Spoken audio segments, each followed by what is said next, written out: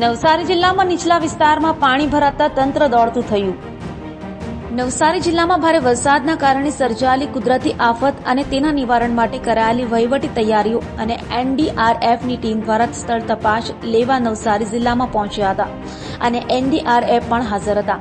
મિનલબેન દેસાઈએ જણાવ્યું હતું કે જાર સેવામાં અને હિદાયતનગર જેવા વિસ્તારો કે જેઓ નીચલા વિસ્તારમાં પાણી ભરાયા હતા ત્યાં નગરપાલિકા વહીવટીતંત્ર દ્વારા ખાદ્ય પદાર્થોનું વિતરણ કરવામાં આવશે। તે જ સમયે તેમણે વહીવટીતંત્ર દ્વારા આંદોલનને રોકવા માટે શહેરના ડીવાયએસપી રાય સાહેબ સાથે વાત કરી અને લોકોને ત્યાં જવાથી રોકવા માટે અપીલ કરવામાં આવી હતી।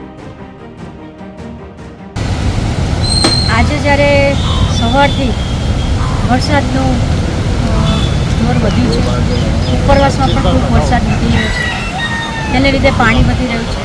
28 ફૂટ પાણી મહુવાની સપાટી બતાવે છે, એટલે આપણા નવસારીમાં પણ 28-29 સુધી સાંજે 5 થી 6 વાગ્યા સુધીમાં આવશે। અને ફૂડ પેકેટની પણ નવસારી નગરપાલિકા દ્વારા આ ટ્રાફિક ચાલુ થઈ ગયું છે। હાલમાં પણ અમે અત્યારે ફૂડ પેકેટની વ્યવસ્થા કરી અને બધાને પહોંચાડીને આવ્યા છે।